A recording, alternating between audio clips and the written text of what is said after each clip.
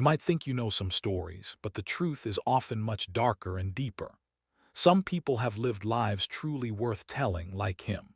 He was a man who achieved victories everywhere he went, from Spain to the barbarian tribes of Gaul, from northern Europe to the harsh steppes of Anatolia, and from the Nile River in Egypt to the wet islands of the Mediterranean. A man like Caesar. Rome is one of the most important states that has ever existed throughout history, and it has left us with perhaps the most stories to tell. Let's now go to the exciting periods of Rome and get to know the life of its most important figure, Gaius Julius Caesar. Born in 100 BC to a wealthy and noble family, the Julians, he received an excellent education. For Roman nobles, their children were the future statesmen and generals, and great importance was given to their education in fields like mathematics and law. However, luck was not on Caesar's side.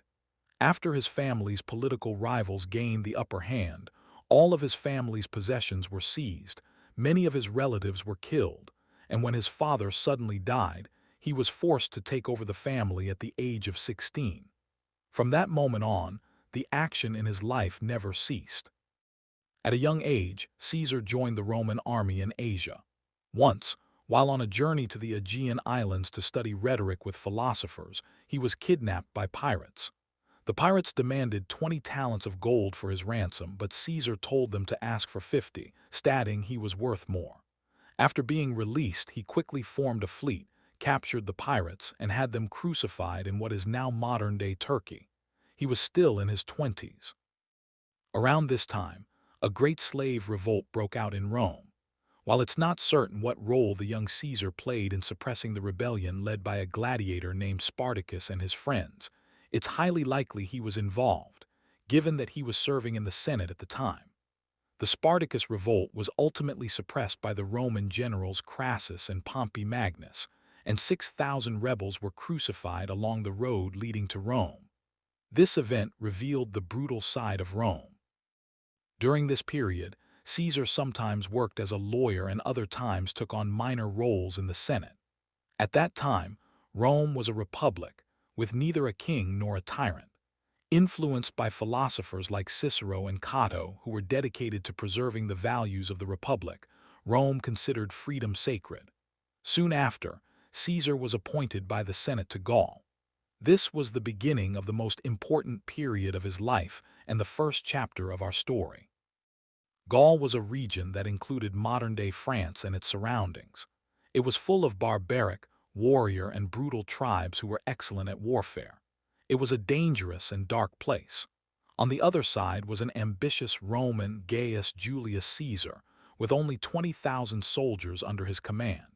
He was deeply in debt and knew that if he didn't make a fortune by exploiting Gaul, he would be erased from Roman history. Yet he would prove his genius in the Gallic campaign, and years later, his name would be mentioned alongside great commanders like Genghis Khan, Alexander the Great, and Timur. During his 8-year conquest of Gaul, Caesar fought against a total of 3 million enemy soldiers.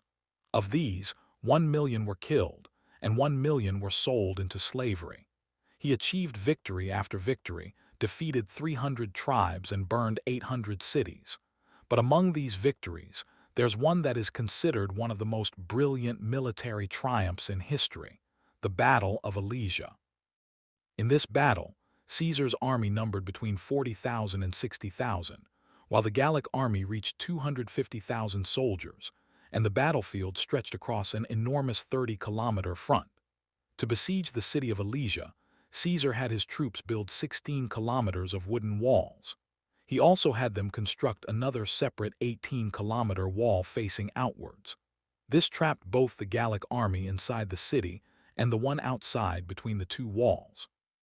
Although it seemed like a certain defeat from the outside, that was precisely his plan. During the months-long battle, Caesar himself took part in the fighting with his sword. The outcome: 12,000 Roman soldiers died, while the Gallic losses were estimated at 100,000. In addition, the king of all Gaul was taken prisoner. Caesar had completely conquered the country. A skilled writer, Caesar detailed these events in his book, commentaries on the Gallic War, though with some propaganda, of course. But he proved that great victories are won with intellect, not with numbers.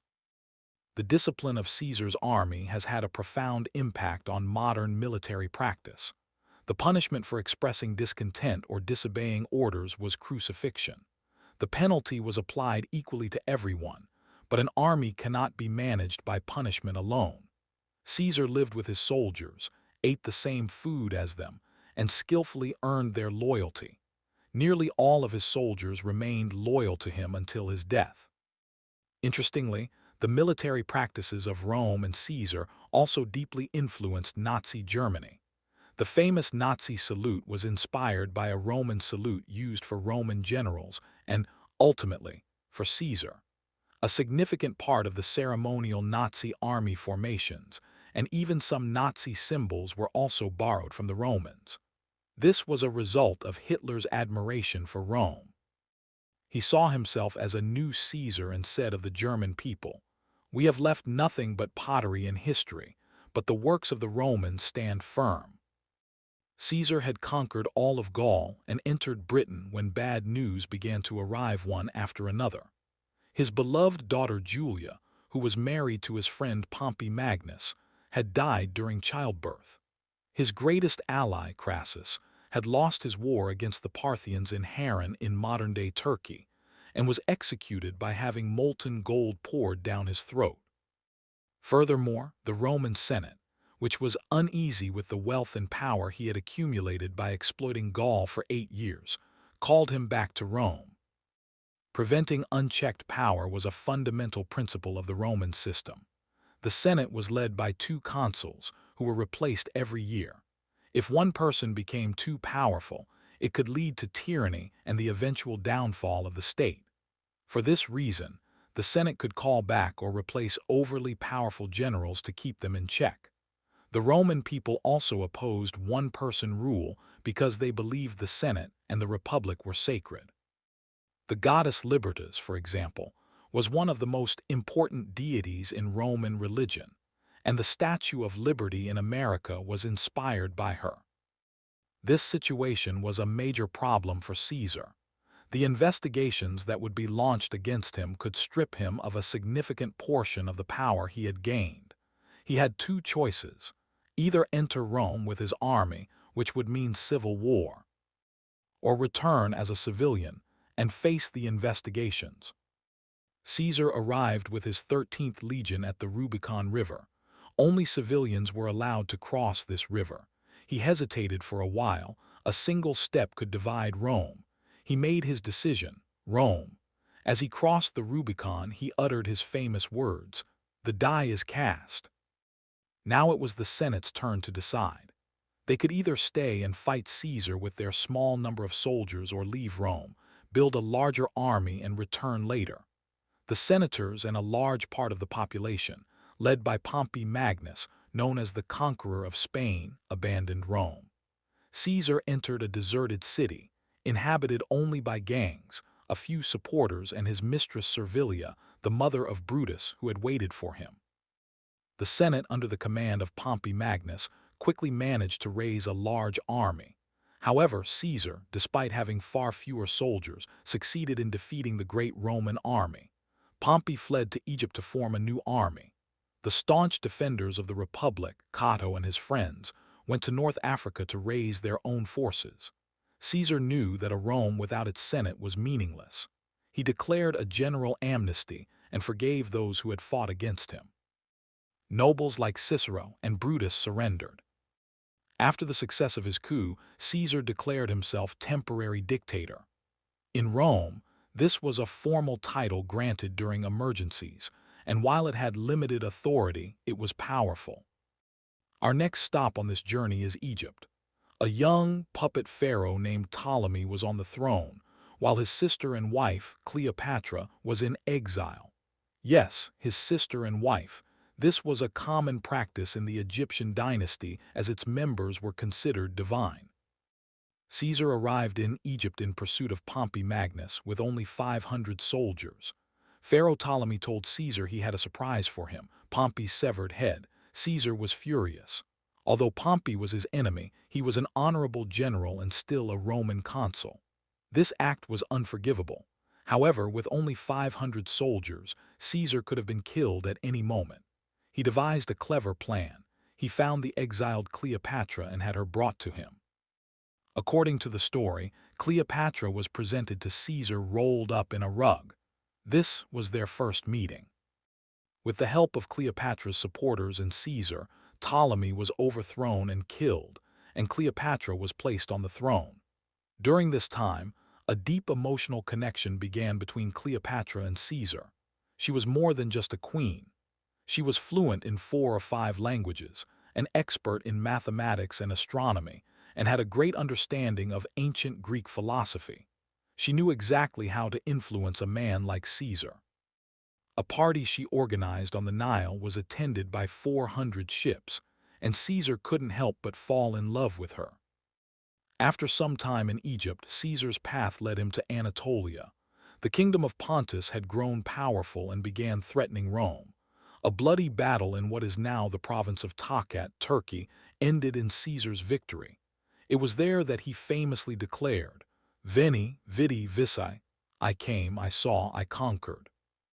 After masterfully winning a series of battles in Anatolia, Caesar's armies also completely destroyed the large armies the senators had raised in North Africa.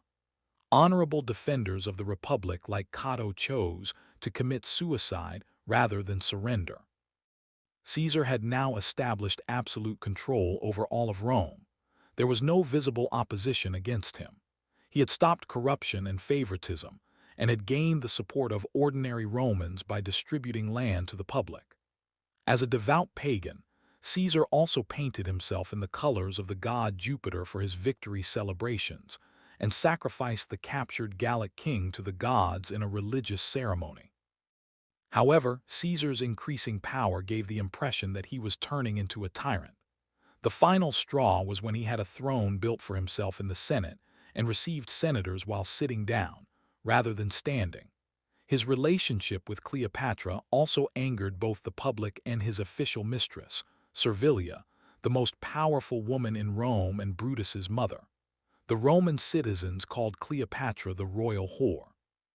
Servilia, in turn, opened her home to generals and senators who were plotting against Caesar.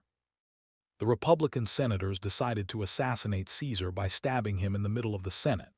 On March 15, 44 BC, a group of senators called Caesar to the Forum to read a draft petition to give power back to the Senate, but it was a deception. As Caesar began to read the fake petition, Casca pulled down his toga. "This is violence," Caesar cried out as Casca drew his dagger and cut the dictator's throat. "Casca, you traitor, what are you doing?" Caesar said. Casca yelled, "Brothers, help!" At that moment, the rest of the group, including Brutus, began to stab Caesar. It's estimated that more than 60 people were involved in the assassination, and Caesar was stabbed 23 times. However, Caesar's death did not bring the expected outcome. The assassination led to a new and even greater civil war. His closest general, Marcus Antonius, and his 17-year-old nephew, the philosopher Octavius, did not want to surrender power but to seize it for themselves. The young Octavius and Marcus Antonius formed an alliance against the Senate. The civil war was devastating, with thousands of assassinations and countless battles, even reaching the Aegean Islands. The commander of the Senate's armies was Brutus, Rome's most noble citizen. The hands of the famous philosopher Cicero, who once said, "If you have a garden and a library, you have everything you need," were cut off by Marcus Antonius's men and hung on the Senate door. Brutus, upon defeat, chose to fight alone and died honorably on the battlefield. Most of the defeated Republicans chose suicide. Now it was time for Marcus Antonius and Octavius to share power. But when Marcus Antonius was defeated by Octavius, he fled to Egypt. A new love affair had opened its doors. Marcus Antonius and Cleopatra, now allies and passionate lovers, married. Together, they declared war on the young Octavius, but with his genius, Octavius managed to defeat them. No one had expected this young man to suddenly emerge and become the most powerful person in the world. After their defeat, the two lovers chose suicide. Marcus Antonius killed himself with his sword in the tradition of a soldier, and Cleopatra died by poisoning herself with a snake in the manner of Egyptian royalty. Cleopatra was the last pharaoh of Egypt, and she tasted death at a young age. When Octavius entered Egypt, he first wanted to see the tomb of Alexander the Great. When they offered to show him the tombs of other kings, he said, "I have come to see the tomb of a true king, not ordinary men." So what happened next? What happened to the future of Rome, which was about to become an empire? Octavius became the first emperor of Rome, taking the name Augustus, and he led a very successful administration. He was called the philosopher emperor by the people. He ruled the world from a humble home, but after him, many crazy emperors, arrogant men who only cared about themselves, came to power, leading to a loss of the separation of powers and a Senate that was losing its influence. Yes, my friends, the decline of Rome actually began with that first step Caesar took when he crossed the Rubicon. See you next.